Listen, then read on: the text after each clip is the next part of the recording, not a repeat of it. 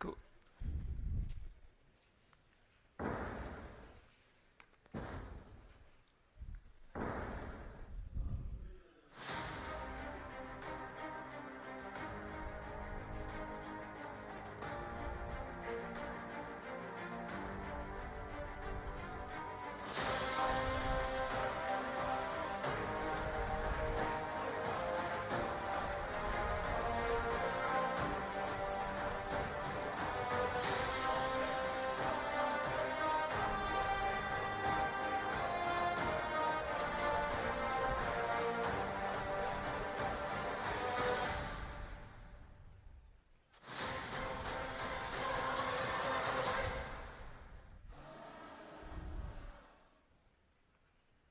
Bonjour à toutes, bonjour à tous.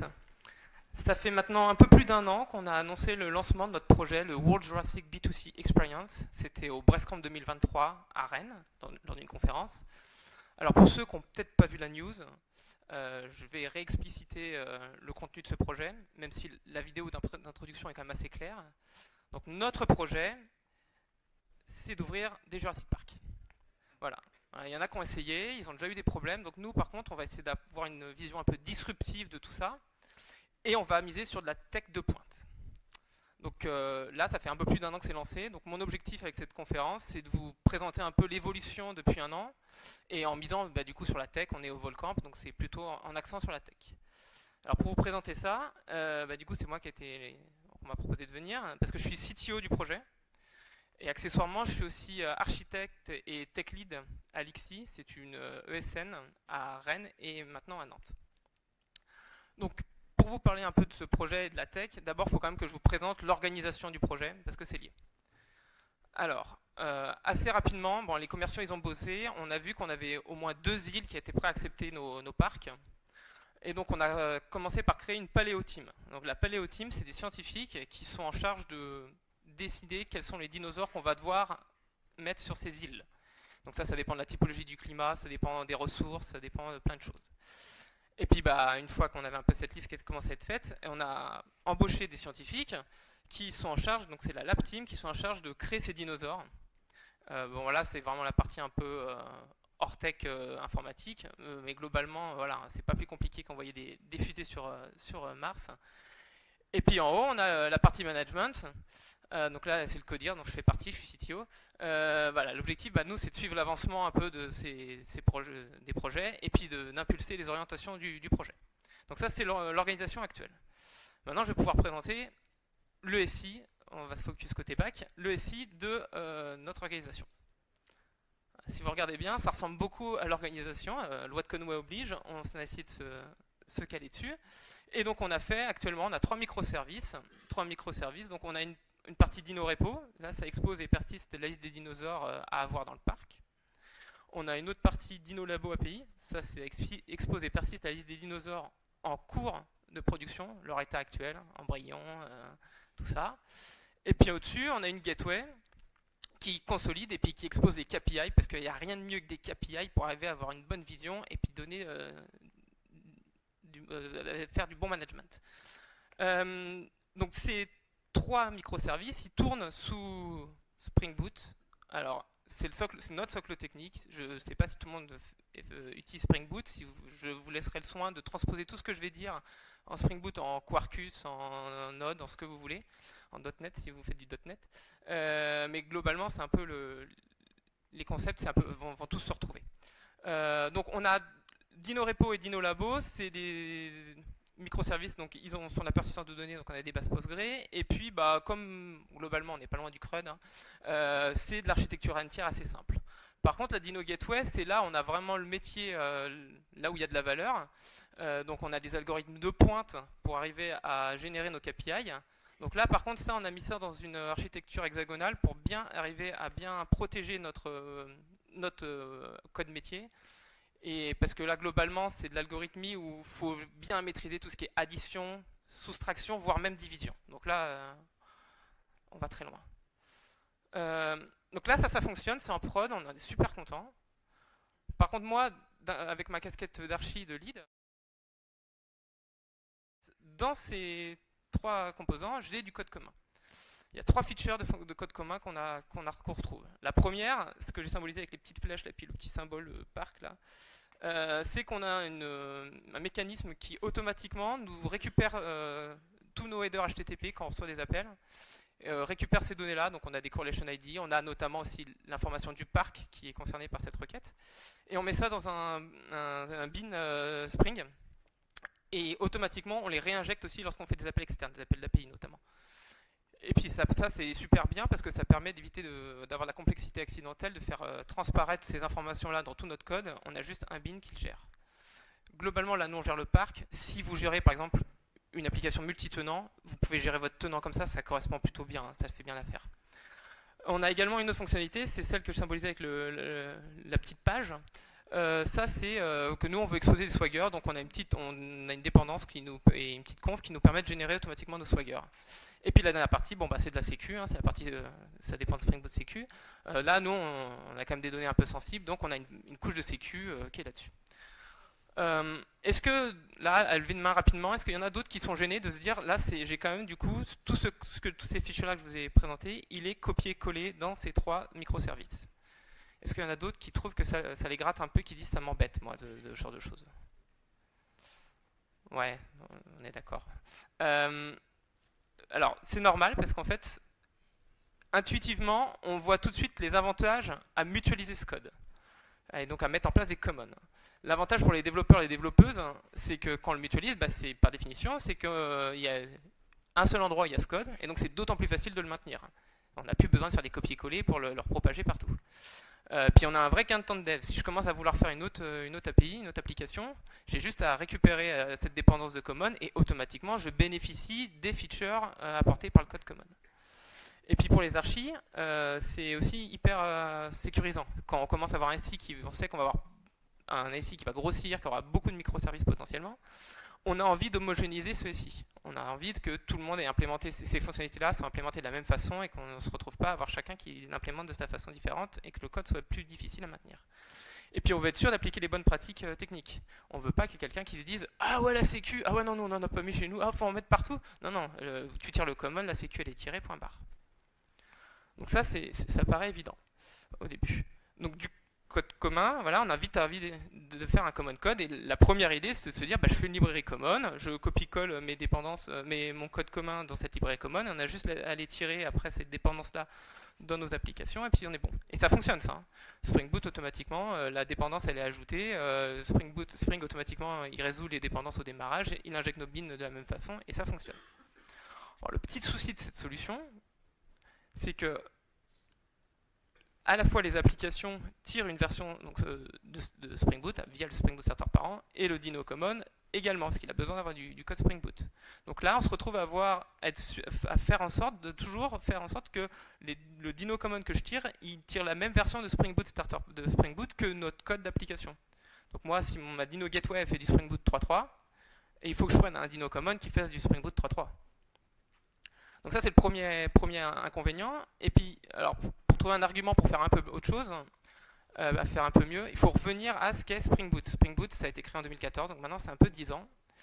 C'est même pas un peu, ça a carrément 10 ans. Et ils sont arrivés avec l'idée de se dire, bon, en fait, quand dans nos SI, on a 80% du code qui est du code qu'on retrouve dans toutes nos applications. Si on fait du web, on va toujours retrouver des dispatchers servlets, des configurations de servlets. Si on fait des ES, des appels avec des ES, on a toujours un peu les mêmes types de configurations qui se retrouvent. Et Spring Boot, c'est arrivé avec cette idée-là, de se dire, en fait, là, on vous propose tout un code commun dont vous allez pouvoir bénéficier directement. Et quand on réfléchit, c'était exactement notre besoin. Nous, ce qu'on veut, c'est avoir le code commun, non pas de la terre entière, mais de notre SI, qui soit géré. Donc, ce qu'on va faire, c'est qu'on va s'inspirer des fonctionnements de Spring Boot pour les appliquer, nous, et faire une surcouche de starter Spring Boot au-dessus, qui est de la starter Dino. Et ça ressemble à ça. C'est un peu impressionnant au début. Donc, au milieu, là, tous les petits symboles, là où vous avez de la couleur autour, c'est notre code à nous. Donc tout en haut, on a le module parent, le Dino Spring Boot Common qui tire la version de Spring Boot. Donc si je tire un 3.3, ben moi je ferai du Spring Boot 3.3. Ensuite, on a un Dino Spring Boot Dependencies, un petit module qui est à l'image de ce que fait Spring Boot avec le projet Spring Boot Dependencies. Parce que gérer les dépendances quand on fait du code commun, souvent c'est un peu casse-pied. Ce que fait Spring Boot pour gérer les dependencies, donc, c'est qu'ils ont un module spécifique et dedans ils listent, c'est un vrai catalogue, hein, si vous pouvez regarder le POM, ils listent toutes les dépendances qui vont fonctionner avec, ils se garantissent que ces dépendances-là vont fonctionner avec cette version de starter. Donc nous on va faire la même chose. On va dire bah voilà, dans ma partie dependency management, je vais dire bah moi je fonctionne avec tous mes starters, tout ça, et puis surtout bah, je vais tirer des dépendances. Donc moi en l'occurrence, je vais tirer la Spring Dot Open API Starter WAM VC UI, qui est juste la librairie qui nous génère le Swagger. On dit celle-là elle est dépend, on dépend de celle-là et on met la version à cet endroit-là. Ensuite, bah, du coup on va faire notre Dino Spring Boot parent, à l'image du Spring Boot parent, et c'est ce Dino Spring Boot parent maintenant que mes applications vont consommer comme parent, et non plus le Spring Boot Starter parent. Ça nous garantit by design qu'on va utiliser une seule version de Spring Boot et qu'il n'y aura pas de conflit. Et ensuite, ben, du coup, on va décliner des starters qui vont bien. Donc moi, dans mon SI, j'ai besoin de faire des REST API, donc j'ai fait un Dino Starter REST API dans lequel j'ai mis le code pour les headers et pour le Swagger. Et puis bah, une partie Spring Boot sécurité, là c'est pour la sécurité. Parce que j'ai une petite idée que potentiellement cette sécurité elle sera peut-être utilisée dans autre chose que des REST API à terme. Donc là on a une solution carrément fonctionnelle et à l'image de ce que fait Spring Boot pour gérer nos dépendances communes au sein du SI, au sein de nos commons. Alors le truc c'est qu'on ne fait pas que des dépendances, on fait aussi du code. Alors pour faire le code, je regarde où j'en suis, pour faire le code, on a du coup, on va faire ce que fait à l'image de Spring Boot. En fait, il y a des classes d'autoconfiguration qui ont été créées.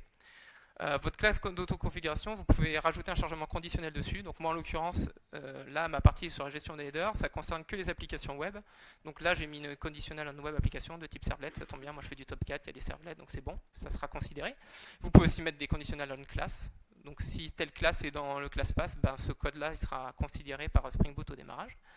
Et puis dedans, vous allez déclarer vos bins dans votre socle technique. Donc là, on déclare les bins. Donc moi, j'ai besoin d'avoir un bin qui va gérer mon header client interceptor pour gérer les headers. Donc ça va me lister tous les bins dont j'ai besoin de déclarer au démarrage. Le petit point de vigilance, c'est le même fonctionnement dans Spring Boot, donc nous on fait pareil. On est obligé, avec cette solution, d'avoir une déclaration explicite des classes autoconfigurées. Je ne sais pas si vous avez déjà pris le temps de regarder dans Spring Boot.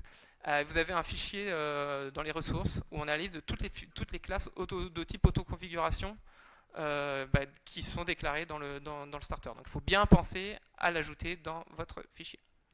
Après, une fois qu'on a fait ça, on bénéficie de l'environnement Spring Boot tel qu'on a l'habitude de faire. Donc on peut tout à fait rajouter des classes de configuration pour permettre aux applications de configurer nos starters s'il y a de la config.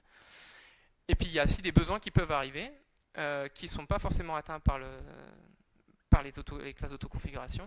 Mais c'est pas grave parce qu'en fait dans Spring Boot, on fait du Spring Boot, donc en fait on bénéficie du bin lifecycle de la même façon. Moi par exemple j'avais un besoin, c'est que par défaut, moi je veux que dans toutes mes applications, on a deux features que je trouve super.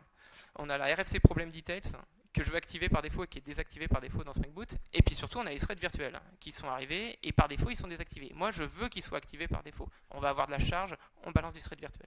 Et j'ai pas envie que cette configuration-là, on soit obligé de la remettre à la main dans les classes, dans mes applications Spring Boot qui vont consommer mon common.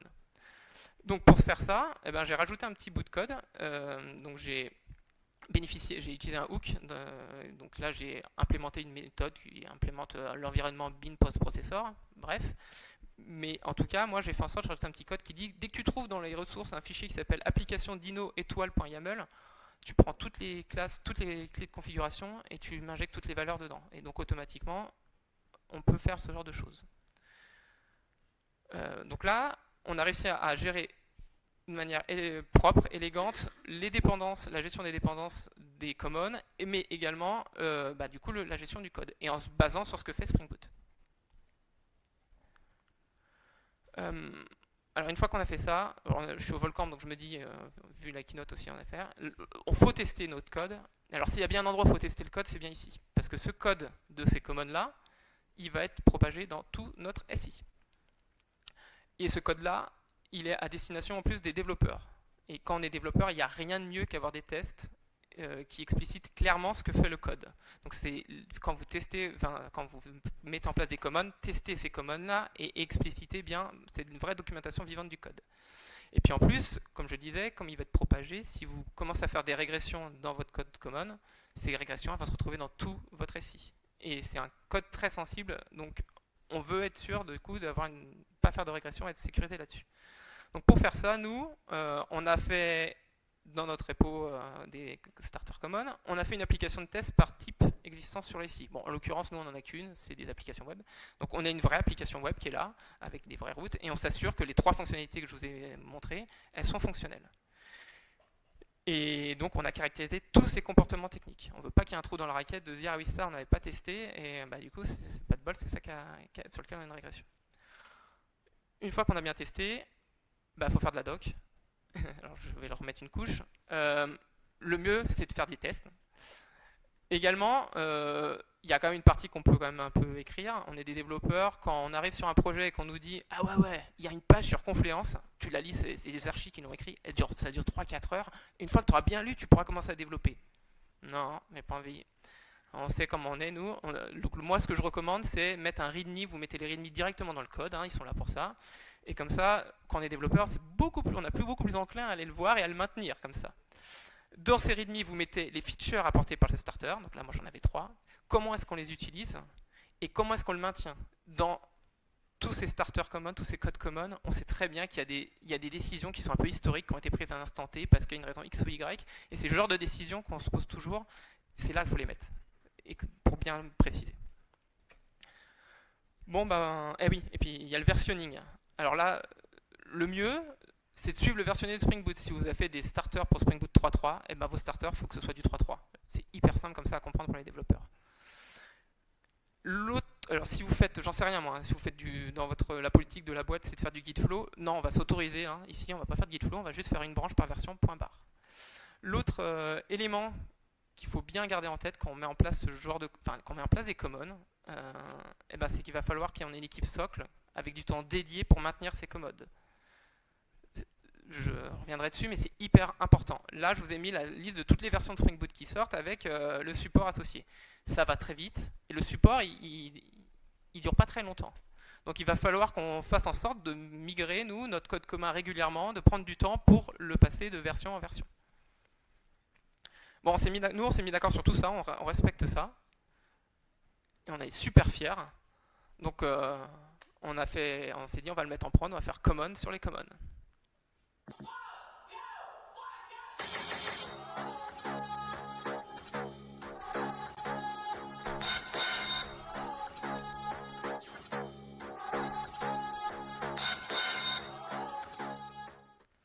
Ouais, alors la petite animation que j'ai mis à la fin, elle n'est pas là sans raison. Hein. Ouais, en fait, on a eu des retours quand même un peu négatifs sur certains points qu'on n'avait pas bien vus. En fait, il y a des développeurs, des développeuses sur le SI, ils ont un peu perdu en maîtrise, en compréhension de ce qu'ils faisaient.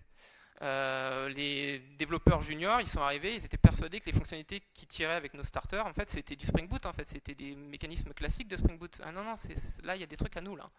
Et puis d'autres développeurs qui avaient l'habitude, ils ne comprenaient pas non plus de se dire, mais attendez, moi j'ai déjà fait du Spring Boot, c'est quoi ces comportements? Je n'ai aucune trace de ce code-là dans mon code. C'est compliqué.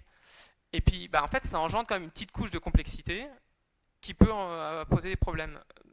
Un exemple perso, je me suis retrouvé moi à faire pour une mission une nouvelle typologie d'application. C'était un Spring Boot Runner. Et donc moi je suis arrivé, j'ai dit je vais faire ma petite composition de common qui va bien. Et c'était la première fois en fait, je ne savais pas, la première fois qu'on faisait ça. Donc j'ai pris 3-4 commons qui correspondent à mon besoin. Et ça marchait pas. Ça marchait pas parce qu'en fait cette composition là, elle avait jamais été utilisée jusque là et ça avait pas été vu, mais il y avait un bin de type scope qui était déclaré dans l'une mais dont l'autre avait besoin et ça n'avait jamais été vu. On a perdu un jour et demi de dev là-dessus, de se dire mais qu'est-ce que c'est, qu'est-ce qui a injecté, qu'est-ce qui s'est injecté via mes commons. L'autre problème, c'est le problème de l'équipe socle qu'il faut bien voir, c'est qu'il y a un risque de frein sur notre mise à jour du socle technique. Si on ne maintient pas notre code common, on va se retrouver à se dire tiens, il y a une version de Spring Boot 3.3 qui vient de sortir, je suis en 2.8 et moi j'ai un truc qui me plaît vachement dedans, faut qu'on mette un jour en 3.3. Ah ouais mais attends, mais j'ai pas de commande en 3.3, moi je peux plus le mettre à jour. Ah ouais mais attends, faut qu'on le mette à jour, mais ce code-là, il me fait peur, hein, parce que ça, c'est le code que tout le monde va utiliser. Moi, je sais comment je l'utilise dans mon appli, mais alors les autres, j'en sais rien, hein. Et ça, on se retrouve à avoir, du coup, à ce que ce soit un vrai frein et qu'on ait de la vraie dette technique à cause de ça. En levant la main juste comme ça, qui a déjà vécu ça, de se dire, sur son SI, de se dire, ça fait 2 ans qu'on n'a pas mis à jour notre Spring Boot, notre version Spring Boot, parce qu'en fait, notre code commun, on n'a pas de version pour ce truc-là. Je lève la main parce que moi je suis concerné et je sais que ça arrive sur mes. C'est vraie histoire, hein. J'ai des collègues sur des trucs, pas des petites boîtes où ça fait 2 ans qu'ils sont bloqués sur des versions de Spring Boot de 8. Moi même peut-être avant. Et alors oui, je n'ai pas dit pour l'équipe socle technique, ça va être avec des gens potentiellement expérimentés parce que mine de rien on est très proche du fonctionnement de Spring Boot, donc c'est pas forcément adapté aux débutants. Mais par contre, ça peut être une bonne idée de faire quelque chose un peu tournant, d'avoir des développeurs qui viennent aussi travailler un peu avec l'équipe socle pour leur permettre de monter en compétence sur ces choses-là. Parce que ça, c'est quand même du code stratégique pour notre application et on veut pas qu'on ait des common champions. Je suis bon là. Le common champion, c'est celui qui a l'habitude de travailler sur ces commons, qui fait partie de l'équipe socle.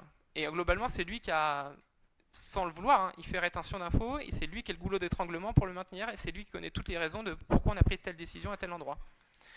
Et ça, lui, quand il n'est pas là, on ne peut pas les mettre à jour, hein, c'est common. Hein.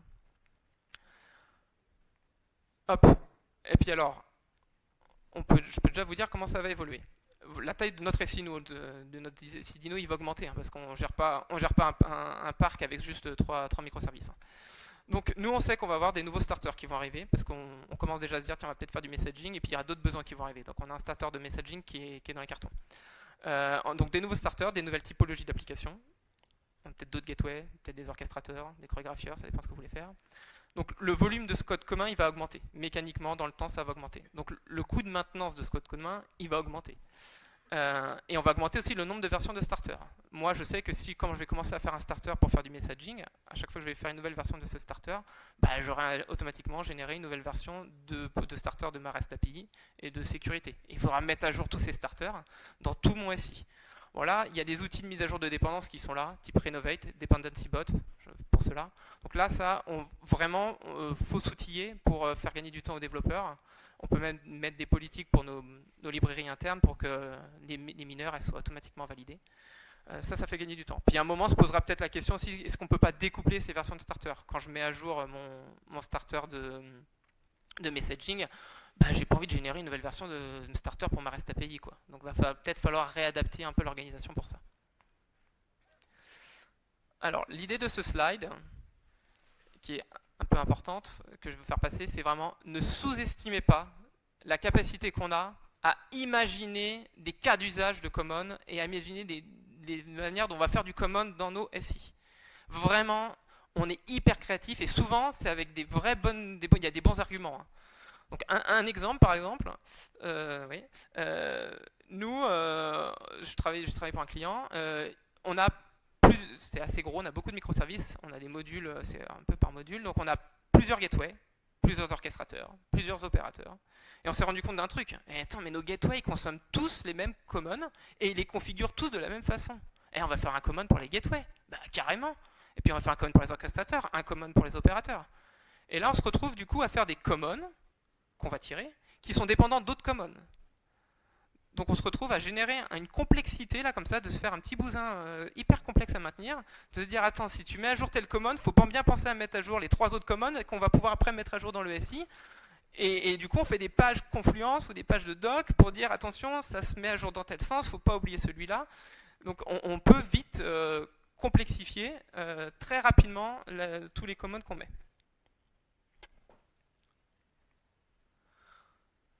Donc l'idée, c'est de se dire que le coût du code dupliqué, il est hyper évident pour tout le monde. Quand on est développeur, on sait très bien que du code dupliqué, ça coûte cher. Le coût du code mutualisé, il est beaucoup moins évident. Il est beaucoup moins... Et donc, l'idée, c'est selon notre organisation, selon la taille du SI, selon tout votre contexte, la question, c'est où est-ce que je mets le curseur? Si je mets le curseur à fond sur le code mutualisé, ça va être dur à maintenir. Si je mets si je duplique tout, en fait là il y a des cas d'usage où ça va être trop casse-pied à maintenir également. Donc il faut arriver là, il faut mettre le curseur au bon endroit selon votre SI, voire même on peut le mettre un peu bas, puis petit à petit l'augmenter. Mais voilà, pour bien se rendre compte qu'on ne se retrouve pas à avoir un truc qui est hyper dur à maintenir et dont on est prisonnier après. Alors que c'est dommage, c'est notre code à nous, le but du jeu, c'est pas de nous mettre des bâtons dans les roues, hein. Et en sachant que c'est ce que j'ai essayé de symboliser avec mes flèches, c'est que mutualiser du code, intellectuellement et techniquement, c'est pas très compliqué. Par contre, faire l'exercice inverse, ça l'est beaucoup plus. Bon, techniquement, c'est plus casse-pied de commencer à redupliquer du code qu'on a mutualisé. Et intellectuellement, ça l'est encore, ça fait mal. Vraiment, on se dit, oh là là, mais qu'est-ce que je fais là? Pourquoi je fais ça? Donc, le curseur, il va facilement dans un sens, et il va beaucoup plus difficilement dans l'autre sens. Là, je parle que des socles techniques, hein. Notre travail à nous. J'ai l'impression que je vais très très vite. Notre travail à nous, c'est quand même de faire du code métier. C'est d'apporter de la valeur quand même pour le métier. Alors là, quand on fait des librairies et qu'on veut mutualiser des librairies qui contiennent du code métier, là, il ne faut pas mettre de couplage entre votre socle technique et votre libre métier. L'idéal, c'est l'architecture hexagonale pour faire ça. On met le code métier vraiment dans l'archi hexagonale, on déclare juste nos ports, et au moins, on n'a aucun couplage. Parce que le couplage, là, ça va nous engendrer de la fragilité. Julien Topsus, tu me regardes. Et donc là, une fois qu'on a fait ça, on a besoin d'avoir une seule branche pour notre libre métier. Notre libre métier, si on a des bugs ou des features à rajouter dessus, on a une branche, on a juste à l'incrémenter, point barre. Alors par contre, la question qui est derrière, c'est où est-ce que je réalise le couplage entre ma libre métier et mon socle technique? Parce que ma librairie métier, il faut bien que j'utilise comme un moment derrière, au sein de mon socle technique. Et là, ça dépend. Ça dépend si le couplage il est peu complexe. Donc dans le cadre d'une architecture hexagonale, si l'implémentation des ports elle est un peu complexe, il n'y a pas beaucoup d'implémentation, pas beaucoup de code à faire derrière, ne le mutualisons pas. Enfin, ne le mutualisons pas. On peut le copier-coller aux endroits où on en a besoin dans le SI. S'il est complexe, si vraiment l'implémentation de ces ports, il y a vraiment beaucoup de code et c'est vraiment un peu casse-pied à maintenir, là, on peut le mutualiser dans un starter dédié et après on consomme le starter directement qui nous récupérera ce couplage plus la libre métier. Par contre, si on fait ça, il va falloir être bien conscient que chaque fois qu'on aura une nouvelle version de notre libre métier qui va sortir, si on veut la mettre à jour, il va falloir mettre à jour les starters de toutes les versions qu'on maintient de Spring Boot. Si actuellement dans le SI on a du Spring Boot 3.3, 3 et 2.8, si j'ai une nouvelle libre métier, il va falloir que je mette à jour mes starters 3.3, 3, 2.8 avec cette libre métier pour que toutes mes applications puissent bénéficier de cette libre métier.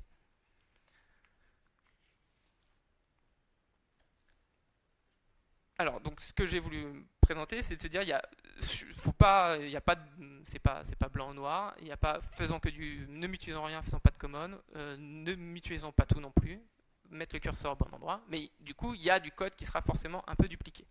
C'est ce que j'ai commencé à dire. Maintenir du code dupliqué, c'est un peu casse-pied, parce que du coup, faut le copier-coller, il peut diverger. En plus, c'est plus difficile d'avoir une vision du code commun dupliqué. Quand le code il est mis dans une librairie, on a juste à regarder qui tire la librairie. Au moins, j'ai une bonne indication de qui tire ce code-là. Quand il est copié-collé dans le SI, c'est un peu plus difficile de se rendre compte. Et puis, surtout, on veut être sûr de bien appliquer les bonnes pratiques. Donc je me suis posé la question s'il n'y avait pas une solution pour automatiser ce travail qui est globalement à assez faible valeur ajoutée, copier-coller des classes dans notre SI, identifier où est-ce qu'il faut les copier-coller, c'est pas beaucoup de valeur. Et donc je me suis dit, est-ce qu'il n'y a pas un outil un peu intelligent qui serait arrivé, qui me permettrait de faire ça? Et donc j'ai fait un petit POC pour mettre en place un agent LLM. Alors l'agent LLM, alors moi je suis pas un expert IA, je fais pas de Python, donc je dis je vais me faire une application Spring Boot, je sais faire, je connais, et puis je vais utiliser LangChain4j pour ça, pour faire la partie LLM. L'idée de l'agent, c'est donc là moi mon cas d'usage, je suis un développeur, une développeuse, j'ai fait des commits sur un repo, et puis j'aimerais bien que ces commits ils soient propagés automatiquement dans mes autres repos de mon SI. Donc quand on fait un agent, en fait, on va communiquer avec l'agent, et l'agent lui met à disposition plusieurs choses. On lui met à disposition un LLM, forcément. On lui met également à disposition un prompt. Donc moi mon prompt, il dit globalement, ouais super, t'es un super tu es un super développeur Java, tu connais super bien Spring Boot, je vais t'envoyer du code et puis des commits. Est-ce que tu peux me rejouer ce code sur ces commits? Quand le code, quand tu considères qu'il n'y a pas d'impact, tu me renvoies le code tel quel. Non, tu me renvoies pas d'impact. Et quand tu as un impact, tu me renvoies le code modifié. Donc ça, c'est le prompt que je lui ai fourni. Et puis, moi, je fournis également des outils. Alors, moi, je travaille sur GitLab, là, à Lixi. Donc, j'ai des tools. Un qui nous permet de récupérer le code du repo du SI. Voilà. Et puis, un autre qui permet de faire générer la diff du commit.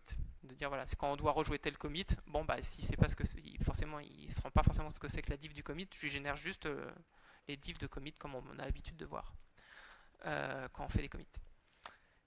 Et derrière, je lui dis, je veux qu'il me réponde avec le commit, avec le code propagé. Alors, mon cas de test, c'est qu'on a un développeur qui nous a fait une petite PR dernièrement sur notre repo DinoLabo. Alors, il y en a un, c'est qu'en fait, on a le premier commit, c'est qu'on a Paul qui nous a rejoint, qui est notre CSO. Donc, on a voulu, alors on est en sécurité embedded, hein, donc on n'a pas de... Pour l'instant, c'est géré comme ça. Donc, il faut qu'on rajoute Paul, le CSO, du coup, dans notre partie sécu. Le deuxième commit, c'est qu'il s'est rendu compte qu'il manquait un petit assertion sur un test, donc il l'a rajouté au passage. Et puis le troisième, ça c'était la bonne nouvelle du jour, les commerciaux ils ont validé un nouveau parc, on a une nouvelle île on a un accord là, on a une nouvelle île qui est arrivée, donc on va pouvoir gérer une nouvelle île avec des nouveaux dinosaures, donc, mais dans notre il faut qu'on soit capable de le gérer.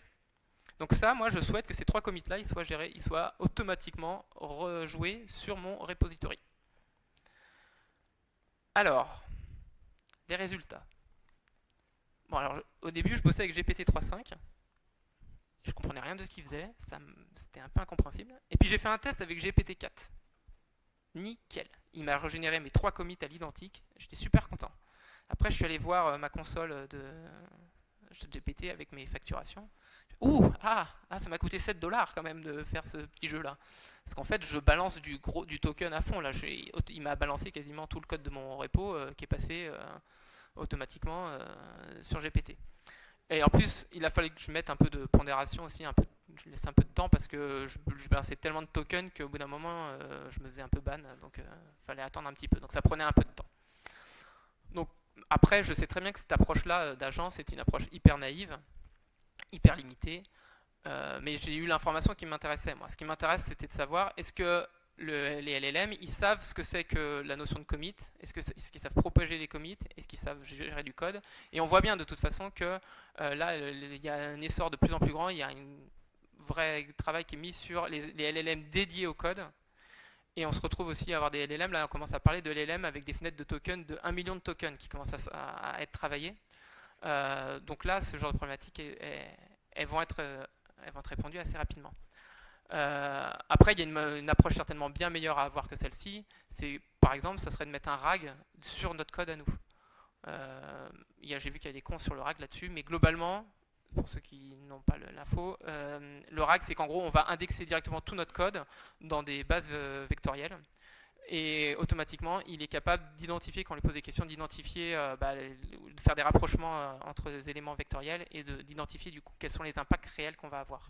Donc ça va réduire largement, ça va donner beaucoup de contexte en fait à nos requêtes, du contexte adapté à notre SI, et ça va lui permettre de cibler bien mieux les demandes et du coup de générer moins de tokens derrière.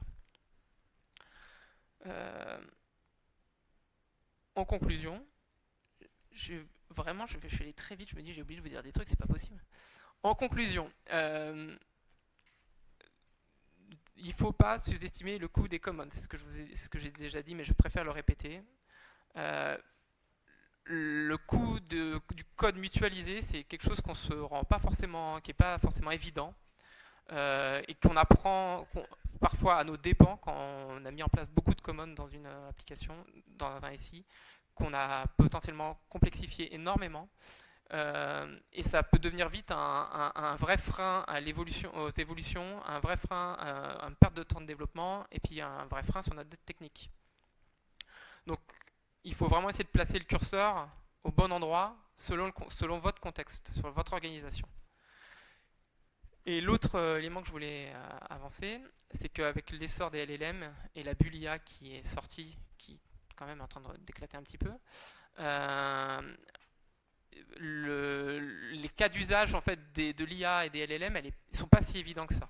On a des LLM qui peuvent, par définition, ils sont pas prédictibles, et puis ils peuvent commencer aussi à halluciner. Nous, on a des exemples de gens de collègues qui ont commencé à mettre un LLM dans le SI, ça marchait très bien, et du jour au lendemain, il n'y a plus rien qui marchait, le LLM s'est mis à halluciner parce qu'il y avait une nouvelle version qui est sortie, et en fait, mince, ça marche plus du tout.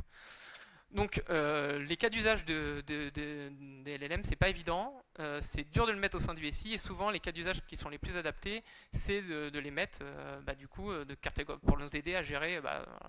Ce qui est beaucoup poussé, c'est d'aider à gérer une organisation globalement, de mettre les données de CRM, les données RH dedans, et puis d'avoir notre chat adapté à notre application. Mais encore une fois, ça demande souvent en plus d'avoir un recul sur ce qui est fait, sur le fonctionnement. Et les gens qui sont presque les plus à même de comprendre ça, en fait, c'est nous. Nous, on est des développeurs, on se rend bien plus compte de la technique, des limitations et du fonctionnement. Et donc, en fait, peut-être que le cas d'usage des LLM qui serait hyper poussé, hyper intéressant, ça serait en fait de nous aider, nous, à gérer notre code, à gérer notre SI. Et peut-être que ces LLM-là, ils vont nous permettre de revoir notre manière dont on gère le code et dont on gère notamment le code dupliqué. Si on commence à avoir des robots qui sont capables de nous propager automatiquement des modifications de code dupliqué dans notre SI, ça va peut-être changer notre manière de gérer notre code. On peut commencer à sécuriser ça, à se dire ok, il est dupliqué mais je peux le maintenir plus facilement, il va un peu moins diverger, tout en ayant le recul de se dire attention, je ne lui fais pas confiance à 100%, hein, c'est un LLM. Et puis on peut retrouver d'autres cas d'usage. Si on commence à se dire tiens, il y a une faille de sécu qui est arrivée dans notre SI, tiens, moi si j'ai mon chat GPT perso du SI qui est là, je peux peut-être leur demander, il n'y a pas un autre endroit où on fait ce genre de choses par hasard? Et en fait, si on a un rack sur notre SI, il peut répondre peut-être à ce genre de choses. Voilà, c'était ma conclusion. Pour finir, vous avez du coup les feedbacks. C'est la première fois que je la joue cette conférence, donc je suis preneur toujours de feedback, n'hésitez pas à me donner des feedbacks. Et puis, alors vous dites il est bien gentil, il nous a mis que des slides. Tout ce que j'ai présenté, il y a le code qui existe. Je voulais forquer sur un repo GitHub. Donc si vous voulez accéder au repo GitHub, il est là. Et si vous avez des questions, du coup je ne pensais pas, mais j'ai du temps pour des questions.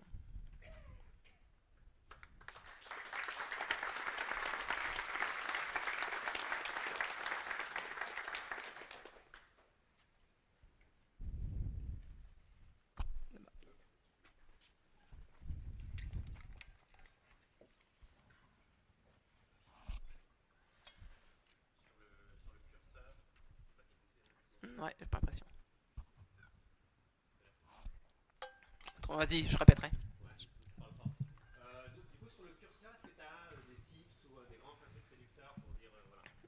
Alors, oui, où on met le curseur, vraiment, c'est un peu déceptif, mais il n'y a pas de bullet point. Il y a pas, voilà, Silver Bullet, il n'y en a pas. C'est toujours pareil, il n'y a pas de solution magique. Ça dépend vraiment de votre organisation, de savoir où on va, quel est le temps dédié qu'on est prêt à mettre sur une équipe socle. Je ne peux pas dire autre chose que... Le seul truc que je peux dire, c'est le curseur, déplaçons-le doucement, éventuellement, et apprenons de ça, et autorisons-nous peut-être des fois à le redescendre un peu. Mais il faut être un peu vigilant là-dessus, et je pense qu'à partir du moment où on a cette notion de curseur, déjà on a déjà fait un gros pas en avant. Parce que des fois on ne se rend pas compte, et c'est fait vraiment partie du chemin d'avoir cette notion-là. Je ne peux pas te dire beaucoup mieux que ça.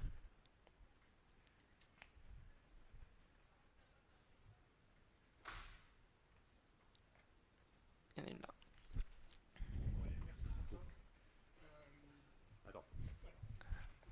Est-ce qu'il marche? Ouais, merci beaucoup pour le talk, c'était super intéressant. Ce que tu présentes sur les commons, j'ai eu le problème sur mes projets, et j'ai aussi eu un problème notamment en termes après de déploiement et d'automatisation de chaîne de CI/CD. On t'impose un commons qui porte une version avec une CVE qu'il faut régler dans la semaine. Si tu as 20, 30, 40 microservices qui en dépendent derrière, comment est-ce que dans ton contexte, vous avez géré ces déploiements automatisés. Est-ce que ça n'a pas eu un impact en fait d'avoir un common sur ce déploiement? Bah, oui, c'est clairement le problème, c'est que les commons, ça rajoute une lourdeur dans la gestion. Alors là, si tu as une CVE, bah, va falloir sortir une nouvelle version et puis bah, du coup la propager partout. Mais oui, c'est clairement le genre de problématique qu'on peut avoir, donc ça demande des mises en prod bah, là, pour fixer le truc. Ouais. Après, cette problématique-là, si tu as ce genre de problématique, si le code était dupliqué, tu l'aurais un peu de la même façon. De toute façon, il faudrait fixer les X endroits où tu utilises. À ceci près que quand souvent tu tires un starter, bah, tu n'utilises pas 100%, un common, tu n'utilises pas 100% de ce code common. Et peut-être qu'en fait, dans le common qui a la CVE, il y a peut-être qu'une ou deux applications, enfin, il y a peut-être 15 applications qui tirent ce common, et il y a peut-être qu'une ou deux qui utilisent réellement le code de la CVE. Mais c'est le même problème d'ailleurs quand on tire des librairies externes. Quand on a des librairies externes et qu'on nous dit il y a une CVE qui est sortie sur ce truc là, tu dis ouais mais moi je pense pas que j'utilise cette fonctionnalité là, mais dans le doute on est obligé de fixer. Mais ouais, je confirme que c'est typiquement le genre de problématique.